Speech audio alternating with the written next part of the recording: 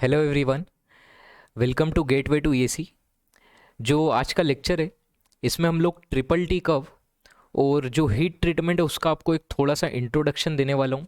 ठीक है, कुछ और डिटेल में अगर बात करें तो हम ये देखने वाले हैं कि why we need temperature time transformation curve या triple T curve. What is the limitation of iron carbon phase diagram. ठीक है, क्या आयरन कार्बन फेज डायग्राम का लिमिटेशन था जिसकी वजह से हमें ट्रिपल टी कर्व लाना पड़ा। ठीक, कुछ बेसिक हीट ट्रीटमेंट प्रोसेसेस जो हैं उनका एक छोटा सा इंट्रोडक्शन दिया जाएगा, जैसे एनिलिंग हुई, नॉर्मलाइजिंग हुई, ऑश टेम्परिंग हुई या क्वेंचिंग हुई।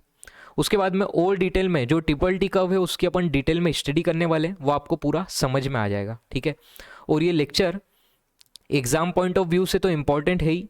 अगर आप मुझसे पूछो तो ऐसा है कि मटेरियल साइंस में आयरन कार्बन डायग्राम के बाद में सेकंड मोस्ट इंपॉर्टेंट चीज़ जो है वो मैं समझता हूँ कि हीट ट्रीटमेंट प्रोसेस और ट्रिपल टी कर्व है। ठीक है, एग्ज़ाम में भी ये आता ही है, इससे क्वेश्चंस आप देखेंगे बहुत सारे क्वेश्चंस हैं। और एग्ज़ाम के साथ साथ अगर आप मान लो किसी कंपनी में इंटरव्यू दे रहे हो ना, तो अगर वो मैन्युफैक्चरिंग की कंपनी हुई, ठीक है, जैसे स्टील की कंपनी हुई, कोई स्टील मैन्युफैक्चरिंग करती, तो ये यहाँ से इस पार्ट से क्वेश्चन बन ही सकते हैं इंटरव्यू में। ठीक, तो उस पॉइंट ऑफ व्यू से भी इंपॉर्टेंट है।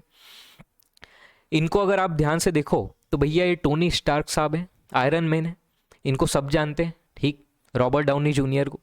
अब भैया जो आयरन मैन की पिक्चर थी उसमें रॉबर्ट डाउनी जूनियर जब अपना आयरन मैन का सूट बना रहे थे तो जो उनका फेस मास्क था, उस फेस मास्क को ये जैसे तुमको दिख रहा है कि एक बकेट में उनने डाला था, गरम गरम था वो फेस मास्क, और बकेट में डाला था और बकेट में डाल के उसको निकाला था। ठीक, इसको थोड़ा जूम करके मैं दिखा देता हूँ। ठीक है, अभी दिख रहा होगा, ये फेस मास्क है, उसको बकेट में डाल के निकाला था। तो ये एक्चुअली इन्होंने क्या प्रोसेस परफॉर्म की, ऐसा क्यों किया, उस क्यों का जवाब आपको भी समझ में आ जाएगा इस लेक्चर को करने के बाद में। ठीक, तो अब बिना किसी देरी के अपन सीधा लेक्चर को स्टार्ट करते हैं। ठीक है, ओके भैया, यहाँ पे फोकस करो। आयरन कार्बन डायग्राम में हमने बहुत अच्छे से एक यूटेक्टोइड रिएक्शन पढ़ी थी। यूटेक्टोइड रिएक्शन जो थी वो क्या थी, वो थी कि 0.8% कार्बन वाला ऑस्टेनाइट कन्वर्ट होगा अल्टरनेट लेयर्स ऑफ सीमेंटाइड और परलाइट में। ठीक, सीमेंटाइड में अगर अपन बात करें तो 6.67% कार्बन था, परलाइट में फेराइट में अगर बात करें तो 0.02% कार्बन था। ठीक, इस स्ट्रक्चर को अपन ने बोला था, ये जो अल्टरनेट लेयर्स होती है, अल्टरनेट सीमेंटाइड और फेराइट, किसको अपन ने परलाइट बोला था। लेकिन आपको ध्यान हो तो उस आयरन कार्बन डायग्राम में मैंने ये बात नहीं बताई थी कि ये जो ट्रांसफॉर्मेशन हो रहा है गामा का इस प्रोडक्ट में, वो किस टाइम में हो रहा है, कितने टाइम में हो रहा है। भाई तुम गामा को कूल करते हुए नीचे आए तो कितने टाइम में परलाइट बनेगा, ऐसी कोई बात हमने नहीं की थी। उसके बाद में कूलिंग रेट क्या होना चाहिए, अरे यार भाई क्या फास्ट कूलिंग करना है या स्लो कूलिंग करना है या मॉडरेट कूलिंग करना है, ये बात भी हमने नहीं की थी। हमने सिर्फ ये बोला था कि भाई 725 डिग्री सेंटीग्रेड के ऊपर गामा स्टेबल होता है, लेकिन 725 के नीचे तुम जैसे ही आओगे क्या हो जाएगा, गामा अनस्टेबल हो जाएगा, वो ट्रांसफॉर्म हो जाएगा किसी दूसरे स्ट्रक्चर में, उसको अपन ने परलाइट नाम दे दिया था। ठीक है क्या यहाँ तक की बात, अरे क्लियर है क्या। अब भैया ऐसा है कि हम टाइम को और कूलिंग रेट को देखने वाले हैं कि किस रेट से कूल करें और कितने टाइम तक कूल करें, और उससे माइक्रो स्ट्रक्चर में क्या क्या चेंजेस आने वाले हैं। तो भैया जब ऐसे कारनामे परफॉर्म किए गए तो कुछ ऑब्जर्वेशंस आए, और उन ऑब्जर्वेशन को मैंने यहाँ पे एक टेबल के फॉर्म में लिखा है, और ये बहुत ज़्यादा इंपॉर्टेंट टेबल है, इसमें से बहुत से क्वेश्चन आएंगे। ठीक, ये टेबल बेसिकली आपको बता रही है कि एक स्टील है जो कि यूटेक्टोइड स्टील है। यूटेक्टोइड स्टील मीन्स उसमें, अरे ये वाला स्टील यार, 0.8% कार्बन है। यूटेक्टोइड स्टील बोल दो या यूटेक्टोइड ऑस्टेनॉइड बोल दो, एक ही बात है कि भाई अपन ऑस्टेनॉइड को 0.8% कार्बन वाले ऑस्टेनॉइड को कूल करके नीचे ला रहे हैं। ठीक, अब तुम एक चीज देखो कि भाई जो ऑस्टेनॉइड में कार्बन का परसेंटेज है वो तो फिक्स है, 0.8 है, राइट। लेकिन अलग अलग रेट से कूलिंग करने पे मेरे को टोटल 5 प्रकार के स्ट्रक्चर्स मिले, 5 प्रकार के स्टील मिल गए। उन सबका जो हार्डनेस नंबर है HRC वो डिफरेंट है। ये HRC किसको डिनोट कर रहा है, रॉकवेल हार्डनेस नंबर को। ठीक, रॉकवेल हार्डनेस नंबर, अब ये रॉकवेल हार्डनेस नंबर क्या होता है उसको मैं डिटेल में बताऊंगा जब अपन हार्डनेस पढ़ने वाले। एक बेसिक सिर्फ इतना समझो कि जैसे मान लो ये स्पेसिमेन था, जैसे मान लो ये मेरे पास में कुछ स्पेसिमेन है, ठीक है, ये मान लो आयरन का स्ट्रक्चर है। अब इसमें क्या किया, इसमें एक इंडेंटर मैंने डाला, एक कोन शेप का, कोनिकल शेप का इंडेंटर होता है, वो मैंने इसमें घुसाया, ठीक, उसको घुसाया और डेप्थ मेज़र की कि कितना डेप्थ तक वो अंदर गया, उससे इसका मेरे को हार्डनेस नंबर मिला। कौन सा, वो भी रॉकवेल हार्डनेस नंबर मिला। तो ये जो HRC है ये क्या डिनोट कर रहा है, Rockwell hardness number on C scale, ठीक। वो एक B स्केल और C स्केल दो अलग अलग होते हैं, वो बात अपन डिटेल में बाद में करेंगे।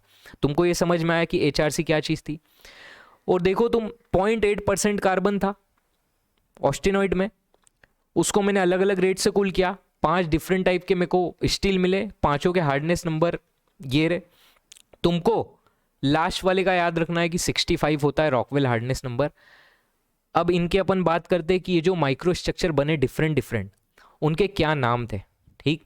तो भैया सबसे कम हार्डनेस वाला जो स्ट्रक्चर मेरे को मिला उसको मैंने नाम दिया कोर्स परलाइट, ठीक, P इज फॉर परलाइट। थोड़ा सा फास्ट कूलिंग की, ठीक, ये स्ट्रक्चर मेरे को मिलेगा बहुत स्लो कूलिंग में, मतलब जो ऑस्टेनॉइड था 725 डिग्री सेंटीग्रेड के ऊपर, उसको तुम बहुत स्लोली कूल कर रहे हो, फर्नेस कूलिंग कर रहे हो, बहुत ज़्यादा स्लो कूलिंग हो रही है, ठीक। तुमको मिला कोर्स परलाइट, ठीक। और इस प्रोसेस को तुमने नाम क्या दे दिया, इस प्रोसेस को तुमने नाम दिया एनीलिंग, ठीक है। क्या नाम दिया, एनीलिंग। एनीलिंग जो है वो सिर्फ स्टील के लिए नहीं होती है, और भी कंपोनेंट्स जो हैं नॉन फेरस मटेरियल उनके लिए भी होती है। अभी अपन स्टील के टर्म में बात कर रहे हैं, तो स्टील के टर्म में जो प्रोडक्ट मिला एनीलिंग का प्रोडक्ट, वो क्या होगा, कोर्स परलाइट होगा, ठीक है। ऐसे ही जब मैंने थोड़ी फास्ट कूलिंग की, तो भैया फास्ट कूलिंग करने पे मेरे को एक स्ट्रक्चर मिला जिसका हार्डनेस जो है वो अपने कोर्स परलाइट से डबल था, ज़्यादा हार्डनेस था, उसको मैंने नाम दिया भैया फाइन परलाइट। क्या नाम दिया, फाइन परलाइट, ठीक है। प्रोसेस जो थी उस प्रोसेस का नाम हो गया क्या, नॉर्मलाइजिंग। क्या नाम हो गया, नॉर्मलाइजिंग, ठीक है। फास्ट कूलिंग कैसे करी, अरे भाई यहां पे फर्नेस कूलिंग करी थी, एनीलिंग के अंदर अपन ने क्या किया था, फर्नेस कूलिंग की, लेकिन नॉर्मलाइजिंग में क्या कर दोगे, अरे जो ऑस्टेनॉइड का सैंपल था सीधा उसको तुमने एयर में छोड़ दिया। क्या कर दिया, एयर में छोड़ दिया, ठीक।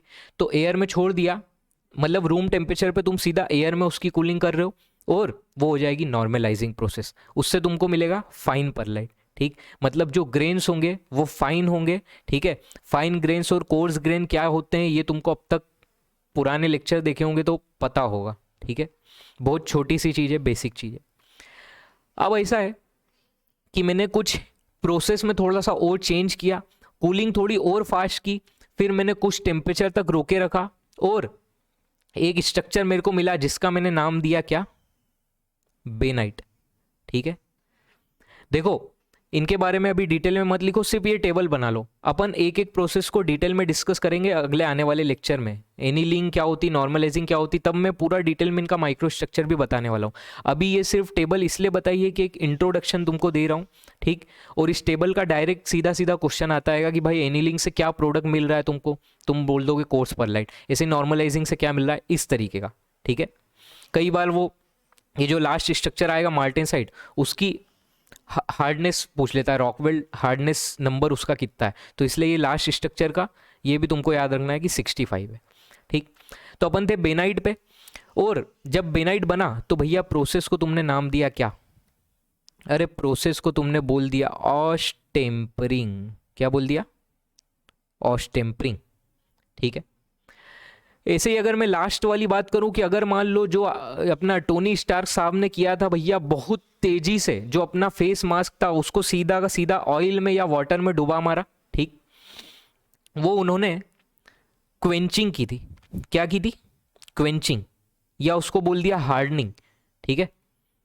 मतलब मेरे को जो कंपोनेंट था उसको उसमें हार्डनेस बहुत ज़्यादा इंक्रीज करना था, तो मैंने उसकी क्वेंचिंग कर दी। क्वेंचिंग करने पे जो स्ट्रक्चर मिला स्टील के केस में, उसको तुमने नाम दिया क्या, उसको तुमने नाम दिया एम। एम जो है वो क्या है, वो जेम्स बॉन्ड वाली जो आंटी है वो नहीं है, ये एम यहाँ पे क्या है, मार्टेनसाइट है। ठीक, मार्टेनसाइट जो है वो आयरन का मतलब जितने अलग अलग डिफरेंट माइक्रोस्ट्रक्चर होते हैं उनमें सबसे ज़्यादा हार्डेस्ट जो स्ट्रक्चर है वो है मार्टेनसाइट। तो अब तुमको ये समझ में आया होगा कि वो जो टोनी स्टार्क साहब थे भैया, वो फेस मास्क में बचना चाहते थे, अपने फेस मास्क को मजबूत बनाना चाहते थे, तो उनने क्या किया था, पहले बहुत ज़्यादा हीट किया और सीधा उसको क्वेंच कर दिया। ऑयल क्वेंचिंग हो सकती है, वाटर क्वेंचिंग हो सकती है, ब्राइन मतलब जो सॉल्ट सॉल्यूशन होता है उसमें भी क्वेंचिंग हो सकती है, वो सब बात अपन आगे करेंगे। मार्टेनसाइट के साथ में प्रॉब्लम ये है कि भैया ये हार्ड तो बहुत ज़्यादा होता है, ये तो इसकी अच्छी बात है, लेकिन हार्ड होने के साथ साथ ये ब्रिटल होता है। ठीक, क्या होता है, ब्रिटल होता है, कांच जैसा होता है भाई, बहुत जल्दी फेलियर हो सकता है इसमें ब्रिटल होने की वजह से। तो हम इसकी ब्रिटलनेस को थोड़ा कम करना चाहते हैं।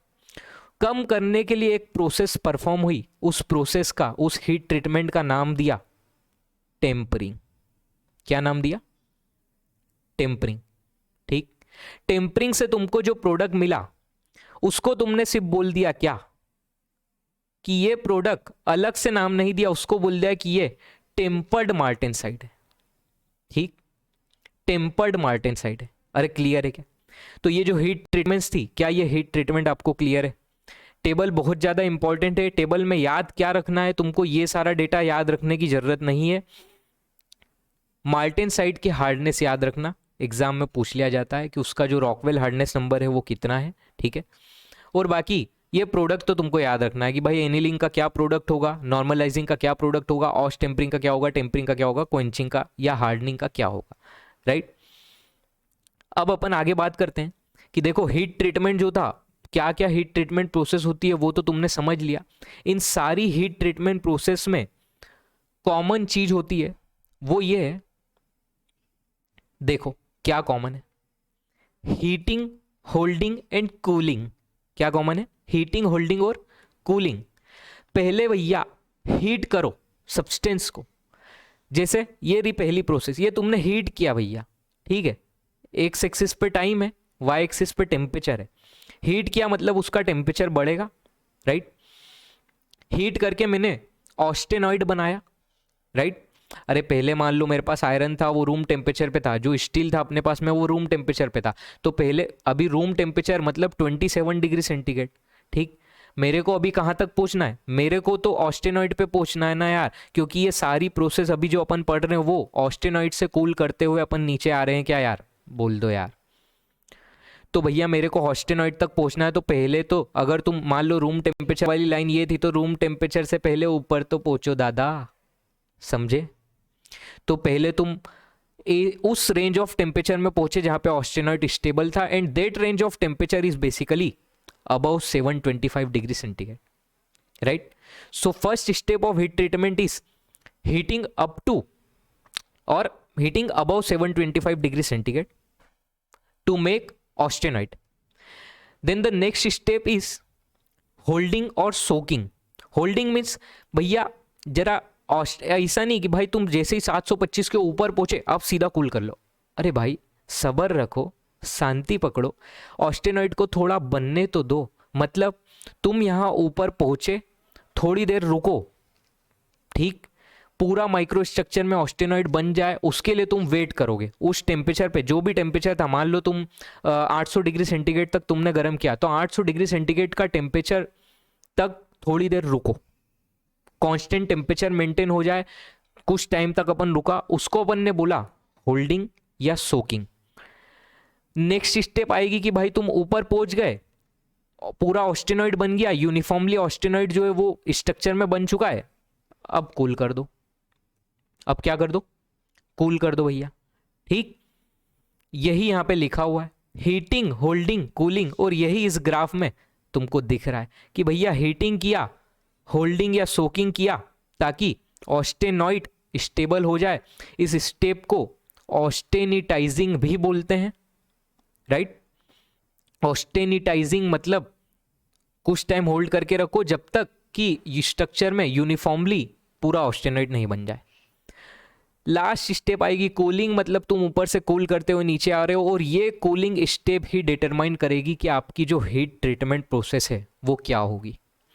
अगर आपने बहुत ज़्यादा स्लो कूलिंग करी, फर्नेस कूलिंग करी, मतलब टाइम बहुत ज़्यादा है, अरे भाई यहाँ से देखो ना, यहाँ से लेके इतना टाइम अलाउड है, ये 1 वाली स्टेप तक में ये इतना टाइम अलाउड है डेल्टी, ठीक।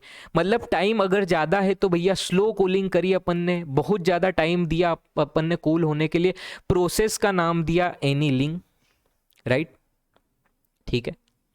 एनीलिंग से क्या प्रोडक्ट बनेगा वो तुमको पता है ऑलरेडी, ठीक है, लिख सकते हैं अपन। अरे अभी अपन ने ऊपर बोला था यार, product in case of steel क्या बनेगा भाई, बोल दो, बोलो यार। अरे कोर्स परलाइट बनेगा क्या यार, बिल्कुल बनेगा कोर्स परलाइट, ठीक है। सेकंड अगर मैं बात करूं, कूलिंग रेट अगर मैंने थोड़ा सा फास्ट किया, एयर कूलिंग कर दी, फास्ट कूलिंग कर दी, या एयर में क्वेंचिंग कर दी, एक ही बात है, ठीक है। क्वेंच जो वर्ड है वो डिनोट करता है फास्ट कूलिंग को, तो मैंने एयर में क्वेंचिंग कर दी, प्रोडक्ट मेरे को मिला फाइन परलाइट, और प्रोसेस का नाम मैंने दिया नॉर्मलाइजिंग, जो कि आपको यहां ऊपर दिख रहा है भैया, ठीक है। और टेम्परिंग जो मेथड थी वो थी कि भैया कुछ टेम्परेचर तक तुम कूल किया बहुत फास्ट रेट से, नॉर्मलाइजिंग से फास्ट रेट से तुमने कूल किया, समझो, अरे नॉर्मलाइजिंग में तुमने इतना टाइम दिया, देखो इतना, और टेम्परिंग में मैं ये बोल रहा हूँ, ये वाली लाइन दिख रही, तो यहां तक का टाइम देखो कितना कम है टाइम, ठीक है। तो ऑस टेम्परिंग में तुमने और ज़्यादा फास्ट रेट से कूल किया, और एक किसी पर्टिकुलर टेम्परेचर पे तुमने रोक के रखा, ये देखो ये लाइन किसको डिनोट कर रही है कि भाई तुमने एक इंटरमीडिएट टेम्परेचर पे आया, इंटरमीडिएट टेम्परेचर पे तुमने रोक के रखा, वो होल्ड करके रखा कुछ टाइम तक, उसके बाद में फिर तुमने कूलिंग की, ठीक। तो इस प्रोसेस को नाम दिया ऑस टेम्परिंग, इससे तुमको मिला बेनाइट, ठीक है। तो यहां पे अपन नीचे लिख देते हैं ऑस टेम्परिंग, या इंटरप्टेड क्वेंचिंग भी इसको बोलते हैं। इंटरप्टेड क्वेंचिंग बोलने का रीजन आपको समझ में आ गया होगा, एक ही बार में क्वेंचिंग नहीं की है मैंने थोड़ा सा क्वेंच किया, कुछ टाइम तक स्ट्रक्चर को होल्ड किया, टेम्परेचर को मेंटेन करके रखा, उसके बाद में फिर फर्दर कूल किया, इससे मुझे प्रोडक्ट मिला क्या, बेनाइट, ठीक है। उसके बाद में ऐसा है, 5th नंबर की प्रोसेस देखो, बहुत ज्यादा फास्ट कूलिंग, जो अपने टोनी स्टार्क साहब ने अभी परफॉर्म की थी, बहुत ज्यादा फास्ट कूलिंग की भैया। सीधा मैंने ऑस्टेनाइट को जब गर्म किया, ऑस्टेनाइट स्टेबल हो चुका है, होल्डिंग पे आया, अब मैंने सीधा का सीधा वो ऑस्टेनाइट के सैंपल को लिया, डुबा हमारा बाल्टी में, पानी से भरी हुई बाल्टी थी या सॉल्ट सॉल्यूशन से भरी हुई बाल्टी थी, उस प्रोसेस को मैंने नाम दिया क्वेंचिंग, क्वेंचिंग से बना मार्टेनसाइट, और क्या है वो अभी अपन बात करते हैं, मार्टेनसाइट, ठीक है। ये चीज दिख रही ना, मैं लेफ्ट साइड में आऊंगा, अब दिख रहा होगा आई थिंक। तो ये क्वेंचिंग है, वेरी फास्ट कूलिंग होगी, वाटर में, ऑयल में या ब्राइन में हो सकती है, जिससे तुमको मिला मार्टेनसाइट। मार्टेनसाइट के साथ में क्या परेशानी थी, क्या प्रॉब्लम थी, I already discuss that problem. Martensite is very hard structure, but it has a disadvantage that it is brittle also. So to decrease its brittleness, what we are doing, we are again heating this, ठीक है। Quenching करी, देखो जरा tempered martensite में क्या हो रहा है, जो टेम्परिंग प्रोसेस है उसमें क्या हो रहा है भाई, तुमने क्वेंचिंग करी, क्वेंचिंग करने के बाद में फिर किसी इंटरमीडिएट टेम्परेचर पे वापस तुमने हीट किया, होल्ड किया, फिर कूल किया, ये है 4th नंबर की प्रोसेस, समझ में आया। तो जो 4th नंबर की प्रोसेस है, मतलब टेम्परिंग परफॉर्म करने के लिए पहले क्वेंचिंग करना है, पहले तुमने क्वेंचिंग करी, होल्ड किया, मतलब वापस से हीट किया, कुछ टेम्परेचर तक होल्ड किया, फिर तुम भैया कूल किए, समझ में आया, समझ में आया क्या। तो क्या ये भी क्लियर है, टेम्परिंग मतलब हीटिंग आफ्टर क्वेंचिंग, ठीक। इससे तुमको क्या मिला, टेम्पर्ड मार्टेनसाइट मिला, टेम्पर्ड मार्टेनसाइट। अरे क्लियर है क्या यार, सारी हीट ट्रीटमेंट प्रोसेस क्लियर है क्या, ठीक। एग्जाम में जो है वो यही पूछ लेता है, सीधा वो आपसे पूछेगा, इनकी प्रॉपर्टीज भी होती हैं, ठीक है, वो प्रॉपर्टीज अपन डिटेल में डिस्कस करेंगे कि कोर्स स्ट्रक्चर होने से, कोर्स परलाइट होने से उसमें क्या प्रॉपर्टीज होगी, उसकी डक्टिलिटी टफनेस ज़्यादा होगी या कम होगी, फाइन होने से उसमें क्या चेंजेस आ जाएंगे, बेनाइट का जो स्ट्रक्चर होता है वो कैसा होता है, मार्टेनसाइट, टेम्पर्ड मार्टेनसाइट, इनमें क्या डिफरेंस है, ये सब अपन माइक्रोस्कोपिक लेवल पे बात करने वाले हैं डिटेल में नेक्स्ट लेक्चर में। ठीक है क्या, अरे क्लियर है क्या? और देखो, one thing I want to tell you that these notes are available in telegram group, right? तो telegram group की जो लिंक है that is given in the description box, you can join the telegram group also, ठीक है? वहाँ पे ऐसा है कि आपके कुछ क्वेश्चंस वगैरह भी, कुछ डाउट होंगे तो वो भी देख सकते हैं, ठीक है? अब अपन आगे बात करते हैं कि हीट ट्रीटमेंट भी आपको समझ में आ गया कि भैया हीट किया अपन ने, heating a material to a temperature, holding it at that temperature for a period of time and then cooled it at a specified rate is known as heat treatment. इतना इंग्लिश में ज्ञान याद रखने की जरूरत नहीं भैया, सिर्फ इतना याद रखना है, heating, holding, cooling, that's it, ठीक है? अब अपन नेक्स्ट पॉइंट पे मूव करते हैं कि नेक्स्ट जो है वो तुमको दिखेगा जादू, जादू है ट्रिपल टी कर्व। क्या है? ट्रिपल टी कर्व, ठीक है? क्या होता है ट्रिपल टी कर्व भैया? अभी मैंने तुमको एक डिसएडवांटेज बताया था आयरन कार्बन डायग्राम का शुरू में। आयरन कार्बन डायग्राम जो है आपको ये नहीं बताएगा कि कितने टाइम में ट्रांसफॉर्मेशन हो रहा है, कितने टाइम में ऑस्टेनाइट का स्ट्रक्चर चेंज हो रहा है, वो बन रहा है परलाइट, या किस रेट से तुमको कूलिंग करना है तो तुमको मिलेगा परलाइट।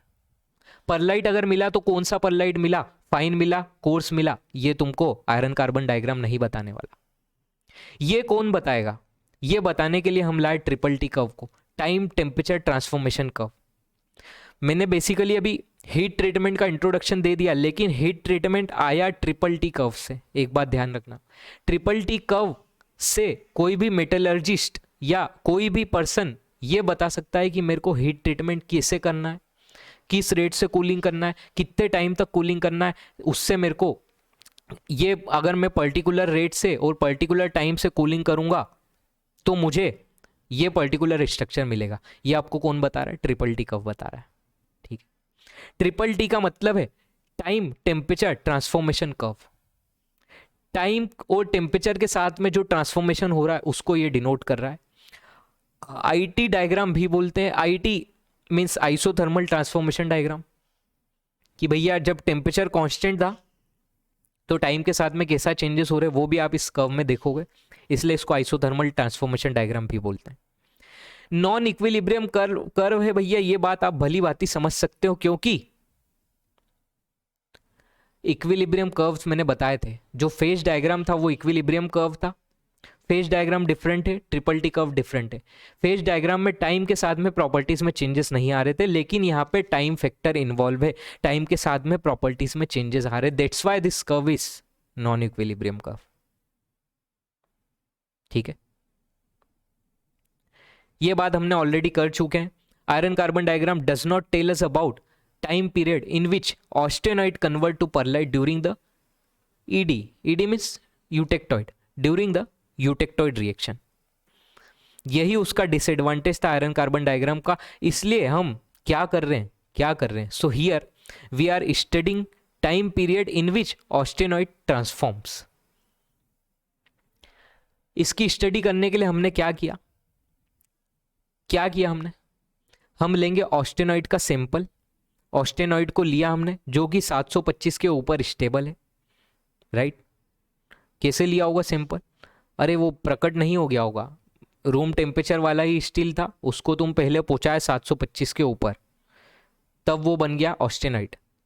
फिर वहां से उस ऑस्टेनॉइड से ये बन गया, मान लो यहाँ पे ऑस्टेनॉइड, उस ऑस्टेनॉइड का अब तुम कूल कर रहे हो नीचे। कूलिंग टेम्परेचर जो है वो अपन ने कुछ डिफरेंट कूलिंग टेम्परेचर लिए, मान लो एक बार 700 डिग्री सेंटीग्रेड लिया, एक बार 550 के अराउंड, एक बार 350 डिग्री सेंटीग्रेड के अराउंड टेम्परेचर लिया, ठीक? सबको कूल तुम सेम टेम्परेचर से कर रहे हो, ये ऊपर का सेम टेम्परेचर था, वहां से एक बार 700 डिग्री पे आए, वहां से एक बार कितने पे आए, 550 पे आए, वहां से एक बार 350 पे आए। समझ में आ गया क्या कर रहे हैं, ठीक है? जब ऐसे कारनामे किए तो भैया ऐसा है, जरा यहां पे ध्यान दो। कहां ध्यान दो? इस जगह पे। एक्स एक्सिस पे log t है, ठीक है, logarithm of time, t denotes time. Y axis पे परसेंटेज ऑफ परलाइट है, ठीक है। ऐसा है कि सबसे पहले ये वाला स्ट्रक्चर बना, ये वाली लाइन बनी कि भैया जब मैं 725 डिग्री सेंटीग्रेड से, जो कि ऑस्टेनाइट जहां पे स्टेबल था, उसको लाया 700 डिग्री सेंटीग्रेड पे, ठीक। कितना टाइम लगा, ये यहां से लेके यहां तक का जो टाइम है, इतना टाइम लगा। इसका मतलब ये जो भी टाइम आएगा log t करोगे, उसमें रखोगे तो फाइनल तुमको टाइम की वैल्यू मिलने वाली है, ठीक है। उतने टाइम में जो ऑस्टेनाइट था वो चेंज होना स्टार्ट हुआ। H denotes start, F denotes finish, ठीक है। एस क्या डिनोट कर रहा है, स्टार्ट को डिनोट कर रहा है, और एफ जो है वो फिनिश को डिनोट कर रहा है। तो भैया जब मैं ऑस्टेनाइट के सैंपल को 725 डिग्री सेंटीग्रेड से 700 डिग्री सेंटीग्रेड पे लाया तो इतना टाइम लगा। इतने टाइम बाद ऑस्टेनाइट जो है वो स्टार्ट हुआ चेंज होना, काय में, परलाइट में। यहाँ पे इस एक्सिस पे 0% परलाइट है, और जैसे जैसे ऊपर जा रहे हो फाइनली इस लाइन पे पूछोगे 100% परलाइट बन चुका है, ठीक है, ठीक है। तो भैया धीरे धीरे धीरे धीरे जैसे जैसे थोड़ा टाइम बना, इस टाइम पे स्टार्ट हुआ, और टाइम थोड़ा और जब आगे प्रोग्रेस किया तो धीरे धीरे धीरे करते करते फाइनली तुम्हारा परलाइट जो है वो पूरा 100% परलाइट बन चुका है, ठीक। समझ में आया क्या? अरे ये चीज़ क्लियर है, ठीक है। इसी तरीके से जब मैं 550 डिग्री सेंटीग्रेड, अब मैंने क्या किया, 725 से मैं नीचे आया, अभी 700 डिग्री तक किया था, अब तुम 550 डिग्री सेंटीग्रेड तक कूल कर रहे हो। 550 डिग्री सेंटीग्रेड तक कूल किया तो भैया ये ऐसा कुछ कारनामे हुए, यहाँ पे अगर आप बोलो कि ट्रांसफॉर्मेशन जो स्टार्ट होने का टाइम है वो रिड्यूस हो गया। 700 डिग्री पे ट्रांसफॉर्मेशन स्टार्ट होने का टाइम ये था, 550 पे तुमको देखा ट्रांसफॉर्मेशन स्टार्ट होने का टाइम ये था। ये अप्रोक्सीमेटली 3 सेकंड के अप्रोक्स होता है, ठीक है, 2-3 सेकंड के करीब होता है, बहुत कम था। उसका रीजन अपन देखेंगे क्यों कम था। सिमिलरली 725 से जब 350 डिग्री सेंटीग्रेड पे आओगे तो ये ऐसा कुछ कर्व मिला, ठीक है। पहला कर्व समझ में आ गया। अब भैया हमने क्या किया, हमने ये किया कि इस जो परसेंटेज ऑफ परलाइट और ये log t वाला जो कर्व है, इसको अपन ने प्लॉट कर दिया किसके ऊपर, यहां से ही जो लाइन है वो अपन ने प्रोजेक्ट कर दी टेम्परेचर वर्सेस टाइम कर्व के ऊपर, ठीक है। वाई एक्सिस पे अब अपन ने टेम्परेचर ले लिया, क्या ले लिया, टेम्परेचर, जबकि एक्स एक्सिस पे अभी भी log t मौजूद है, ठीक है। तो देखो देखो जरा, ये था 550 पे अगर बात करें तो स्टार्ट ये रहा, वो स्टार्ट पॉइंट को मैंने यहाँ प्रोजेक्ट किया 550 डिग्री सेंटीग्रेड की लाइन पे, तो एस तुमको दिख रहा है, एस कहाँ पे है। ऐसे ही फिनिश को एफ को प्रोजेक्ट किया तो एफ तुमको दिख रहा है। सिमिलरली 350 वाली को मैंने प्रोजेक्ट किया 350 की लाइन पे, तो ये 350 का स्टार्ट है, ये 350 का फिनिश है, समझ गए, ठीक है। ऐसे ही ये 700 का स्टार्ट है, ये रही 700 डिग्री सेंटीग्रेड की लाइन, तो ये 700 का स्टार्ट और ये 700 का फिनिश का, ठीक। तो ऐसे डिफरेंट डिफरेंट भैया डिफरेंट डिफरेंट टेम्परेचर्स को लेके जब इन पॉइंट्स को ज्वाइन किया, सारे स्टार्ट पॉइंट्स जो थे, ये पहला स्टार्ट पॉइंट, ये दूसरा स्टार्ट पॉइंट, और ये अपना इधर नीचे ये तीसरा स्टार्ट पॉइंट, सारे स्टार्ट पॉइंट्स को ज्वाइन करके एक कर्व बनाया, तो ये तुमको दिख रहा है पहला वाला कर्व बन गया। सिमिलरली सारे फिनिश पॉइंट्स जो हैं, सारे फिनिश पॉइंट्स को मिला के जो एक कर्व बना वो ये दूसरा वाला कर्व है। क्लियर है क्या? तो क्या तुमको ये समझ में आया कि ये जो ट्रिपल टी कर्व है, इसी को बोल रहे हैं अपन ट्रिपल टी कर्व, ये कैसे बना? टाइम टेम्परेचर का ट्रांसफॉर्मेशन बता रहा है, ठीक। जो ये पहला वाला कर्व है वो है ट्रांसफॉर्मेशन स्टार्ट कर्व। इस कर्व के ऊपर कोई भी जगह पे कोई भी पॉइंट डिनोट कर रहा है कि भाई कितने टाइम में स्ट्रक्चर में चेंजेस आ रहे हैं, ठीक है। जैसे मैंने तुमसे पूछा 700 डिग्री सेंटीग्रेड के ऊपर स्ट्रक्चर में चेंजेस कब स्टार्ट हुए, तो तुम बोलोगे सर यहां से लेके यहां तक का जो टाइम है उतने टाइम में स्ट्रक्चर में चेंजेस स्टार्ट हुए। तो जो स्टार्ट कर्व है पहला वाला ट्रांसफॉर्मेशन स्टार्ट कर्व, वो तुमको टीएस की वैल्यू बता रहा है। टीएस जो है वो है टाइम पीरियड, कि कितने टाइम में माइक्रो स्ट्रक्चर में चेंज स्टार्ट हुआ। सिमिलरली ये जो फिनिश कर्व है वो बताएगा कि भाई कितने टाइम बाद माइक्रो स्ट्रक्चर में चेंजेस बंद हो चुके हैं, फिनिश हो गया। ठीक, अगर 725 के ऊपर बात करो तो गामा जो है वो स्टेबल है, लेकिन 725 के नीचे जैसे ही तुम आए गामा जो है वो अनस्टेबल हो चुका है। ठीक है, क्लियर है क्या? अगर आप मान लो ऐसा कुछ कूल करते हो, अभी अपन बात करेंगे, सारी बात होगी कि भाई यहां पे गामा था, मान लो कूलिंग रेट कुछ ऐसा था, तो कूलिंग रेट अगर ऐसा था तो तुमको जो स्ट्रक्चर मिला उसको तुमने नाम दे दिया कोर्स परलाइट, थोड़ा ज़्यादा टाइम पीरियड अलाउड है, थोड़ा फास्ट कूलिंग करी, इस जगह पे कहीं आए तुमको स्ट्रक्चर मिला फाइन परलाइट। ठीक है, ऑश टेम्परिंग वाली जो मेथड थी वो ऐसी थी कि बेसिकली तुमको नोस के नीचे आना है, इसको बोलते हैं नोस, क्या बोलते हैं? नोस। ठीक है, अरे जो उसका नुकीला भाग है, नोस के नीचे आए, होल्ड किया, कूल कर दिया, ये तुम्हारी थी ऑश टेम्परिंग, इससे तुमको स्ट्रक्चर मिला बेनाइट। ठीक है, क्वेंचिंग की अगर बात करें तो क्वेंचिंग मैंने बताया बहुत फास्ट रेट से भैया क्वेंच करवाना, बहुत फास्ट रेट से कूलिंग कर देना, ये ऐसा कूल किया सीधा, ये जो नोज है नोज से ज़्यादा रेट से अपन ने कूलिंग कर दी, तुमको मिल जाएगा मार्टेनसाइट, जो टोनी स्टार्क साहब ने किया था। समझ में आया? ठीक है, बताऊंगा, बनाएंगे ये डायग्राम, अभी जितना बनाए सिर्फ उतना ही बनाओ, बाकी सिर्फ मैं इंट्रो देते जा रहा हूँ, तुम्हारा इंटरेस्ट पैदा हो जाए इसलिए ये चीज़ बता रहा हूँ। ठीक है, ऊपर के रीजन में परलाइट है, नीचे के रीजन में बेनाइट है। बेनाइट समझ में आ गया होगा क्यों है। एक बेनाइट डायरेक्टली नहीं बनेगा, ये बात ध्यान रखना कि भाई तुम ऐसे आए वो बोले सर ये ऐसा कूल कर दिया डायरेक्ट, तो यहाँ पे बेनाइट मिलेगा क्या? बोले नोस के नीचे आ गए, नोस के नीचे नहीं, अभी भी फाइन परलाइट मिलने वाला है, ये बात ध्यान रखना। ठीक, बताऊंगा मैं डिटेल में, अभी लिखने की जरूरत नहीं, अभी सिर्फ इतना ही लिखो जो तुम्हारे सामने अभी स्ट्रक्चर में दिया हुआ है। ठीक है, अब अपन एक ये बात करते हैं थोड़ा सा, और ये जो ट्रिपल टी डायग्राम है इसी के बारे में थोड़ा सा और बात कर लेते हैं और लेक्चर का अंत करते हैं। ठीक है, देखो ये बात अपन ने ऑलरेडी कर ली है, 725 के ऊपर गामा स्टेबल होगा, नीचे अनस्टेबल होगा, ट्रांसफॉर्मेशन स्टार्ट और finish curve approach the eutectoid line एसिम्प्टोटिकली। ठीक है, यहां पे आएगा क्या? एसिम्प्टोटिकली। एग्जाम में पूछ लिया जाता है भैया ये क्वेश्चन, ध्यान से देखो, ये कर्व जो है ना इधर जाके ऐसा मिल नहीं जाएगा इस लाइन से, नहीं।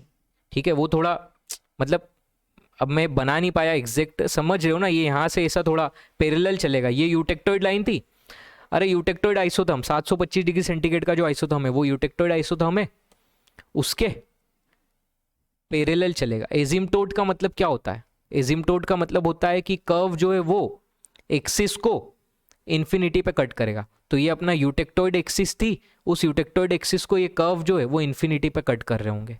ठीक है, उसके पैरेलल है, तो जो भी अपने ट्रांसफॉर्मेशन स्टार्ट कर्व है फिनिश कर्व है ये यूटेक्टोइड लाइन को एजिम्प्टोटिकली अप्रोच कर रहे हैं।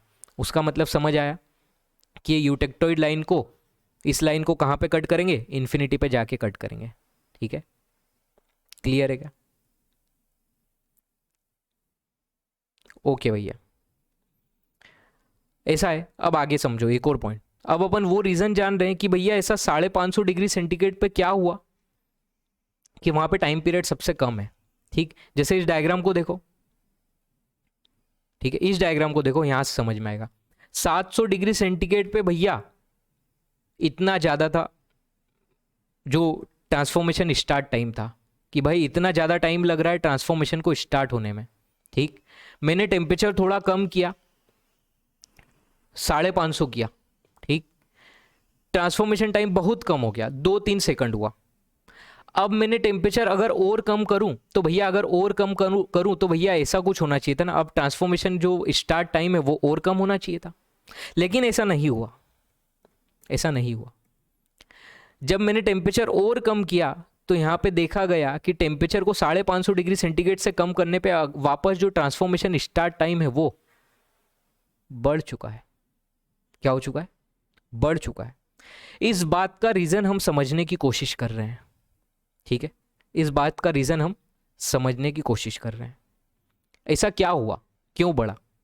ठीक है, तो देखो सबसे पहले तो एक चीज समझो कि जो ऑस्टेनॉइड है, जिसका कि face centred cubic FCC structure होता है, जिसकी वजह से ये सॉफ्ट और डक्टाइल होता है, उसको अगर परलाइट में ट्रांसफॉर्म करना है, pearlite which is alternate layers of cementite and ferrite, cementite which is orthorhombic structure in nature and ferrite which is BCC in nature, body centred cubic. तो अगर ऑस्टेनॉइड को तुमको परलाइट में कन्वर्ट करना है तो भैया दो टास्क रिक्वायर्ड होते हैं, दो चीजों की जरूरत होती है, दो यहां पे ड्राइविंग फोर्स से दो चीजें हैं जो इस रिएक्शन को परफॉर्म करती हैं।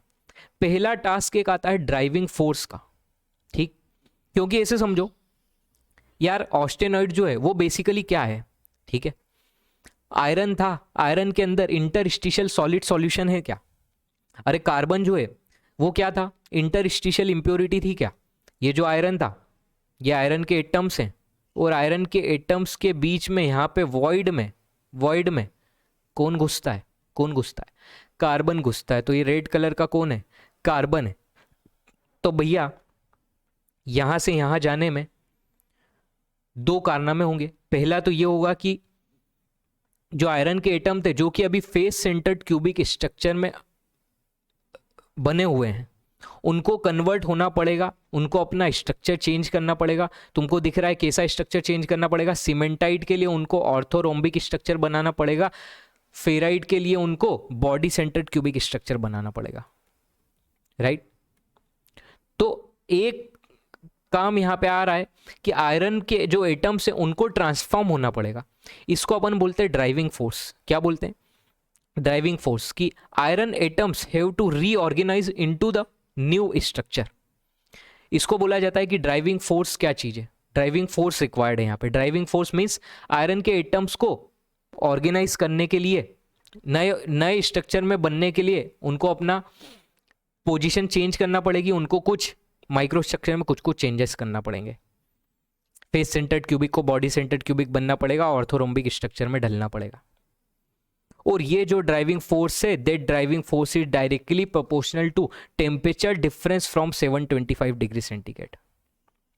725 माइनस टी डिग्री सेंटीग्रेड के ऊपर ये ड्राइविंग फोर्स डायरेक्टली प्रोपोर्शनल है। मतलब अगर 725 से मान लो मैं 700 डिग्री तक, 725 से कूल करके आया सीधा 700 डिग्री तक, तो टेम्परेचर डिफरेंस बहुत कम है, सिर्फ 25 डिग्री का टेम्परेचर डिफरेंस है। इस केस में ड्राइविंग फोर्स बहुत ज़्यादा स्लो होगा, बहुत छोटा होगा। वही तुमको इस डायग्राम में दिख रहा है, देखो 700 डिग्री सेंटीग्रेड के ऊपर ये ड्राइविंग फोर्स की लाइन ये रही, ठीक। तो जैसे जैसे टेम्परेचर क्लोज पहुंचेगा किसके, 725 डिग्री सेंटीग्रेड के, जो तुम्हारा ड्राइविंग फोर्स होगा, मतलब जो आयरन के एटम्स जिनको कि भगना होगा इधर से उधर, ऑर्गेनाइज होना होगा, वो नहीं होंगे, वो रो देंगे कि हम ना हो पाएंगे भैया, पहले टेम्परेचर डिफरेंस लाओ तभी हम ऑर्गेनाइज होंगे। समझ में आया, ड्राइविंग फोर्स क्लियर है क्या, ठीक। तो जब आपका टेम्परेचर 700 डिग्री सेंटीग्रेड के अप्रॉक्स था, 725 के क्लोज था, तो ड्राइविंग फोर्स कम था। ये थी पहली बात। दूसरी बात थी कि भैया यहाँ पे अपन ने कार्बन की बात नहीं करी। अरे भैया ये जो कार्बन के एटम्स हैं इनको भी तो, अरे यार पहले फेस सेंटर्ड क्यूबिक में थे, अब ये जब बॉडी सेंटर्ड क्यूबिक और ऑर्थोरोम्बिक स्ट्रक्चर हो रहा है, तो ऐसे समझो कि ये जो ऑस्टेनॉइड था ना, इसमें कितना परसेंट कार्बन था, 0.8% कार्बन था। जबकि जो अल्फा होता है, फेराइट होता है, उसमें तुमको याद हो तो 0.02% कार्बन होता है। सीमेंटाइड में 6.67% कार्बन होता है। तो यार कार्बन का जो परसेंटेज है वो चेंज हुआ ना, 0.8 से 0.02 और 6.67, किसी स्ट्रक्चर में कम हो रहा है और किसी स्ट्रक्चर में बढ़ रहा है। तो क्या मैं ये बोल सकता हूं कि जो कार्बन के एटम है उनको भी अपनी जगह से भगना होगा इधर से उधर? अरे उनको भगना होगा कि नहीं भगना होगा? उस कार्बन के एटम को भगने को अपन बोलते हैं डिफ्यूजन। क्या बोलते हैं? डिफ्यूजन मीन्स कार्बन के एटम को डिफ्यूज होना पड़ेगा, ठीक। डिफ्यूजन जो प्रोसेस है वो मैं थोड़ा सा आपको ऑलरेडी बता चुका हूं। डिफ्यूजन प्रोसेस जो है वो टाइम और टेम्परेचर पे डिपेंड करती है। टेम्परेचर जितना ज्यादा होगा डिफ्यूजन उतना ज्यादा होगा, ये बात ध्यान रखना। तो भैया जब अपन क्लोज टू 725 डिग्री सेंटीग्रेड थे, मतलब अप्रॉक्स मान लो 700 डिग्री सेंटीग्रेड था, उस टाइम पे आपका ड्राइविंग फोर्स तो बहुत कम है क्योंकि टेम्परेचर डिफरेंस बहुत कम है। लेकिन जो डिफ्यूजन है कार्बन जो है वो उड़ उड़ के डिफ्यूज हो रहा है, बहुत तेजी से भग रहा है, ठीक, तो डिफ्यूजन ज़्यादा हो रहा है। बट ओवरऑल अगर अपन बात करें तो ड्राइविंग फोर्स बहुत कम होने के कारण ओवरऑल टाइम पीरियड बढ़ चुका होगा। ठीक है, क्लियर है क्या? अरे समझ में आया? इसी तरीके से अगर मैं 350 डिग्री सेंटीग्रेड की बात करूं तो 350 डिग्री सेंटीग्रेड पे क्या हो रहा था? 350 डिग्री सेंटीग्रेड पे अपोजिट प्रोसेस हो गई। ठीक, कि यहां पे तुम देखो 725 में से 350 घटाओगे, टेम्परेचर डिफरेंस तो बहुत ज्यादा है, मतलब जो ड्राइविंग फोर्स है वो बहुत ज्यादा है। आयरन के एटम जो है बोल देंगे हाँ भाई हमको जहां ले जाना है हम वहां जाएंगे, रीऑर्गेनाइज होंगे नए स्ट्रक्चर में, लेकिन मतलब ड्राइविंग फोर्स तो बहुत ज़्यादा है। तो ये देखो ड्राइविंग फोर्स बहुत ज़्यादा है लो टेम्परेचर पे, और जैसे जैसे टेम्परेचर बढ़ेगा ड्राइविंग फोर्स कम होगा। ठीक, लेकिन जो डिफ्यूजन होने वाला है इस केस में, कार्बन के एटम रो देंगे, क्योंकि वो बोल देंगे कि यार डिफ्यूजन जो है वो डायरेक्टली प्रोपोर्शनल टू टेम्परेचर है, तुम हमको अगर इतना छोटा सा टेम्परेचर दोगे, गरीब टेम्परेचर दोगे, हम नहीं हटने वाले, हम डिफ्यूज नहीं होने वाले। अरे भैया अगर वो डिफ्यूज नहीं होंगे तो वापस यार मीन्स अब टेम्परेचर की वजह से अगर डिफ्यूजन जो है वो देर से हो रहा है तो भैया फिर वो टाइम ज़्यादा लेगा, बहुत टाइम लगेगा उनको डिफ्यूज होने में। ठीक, क्योंकि डिफ्यूजन जो है वो टेम्परेचर और टाइम दोनों पे डिपेंड रहता है।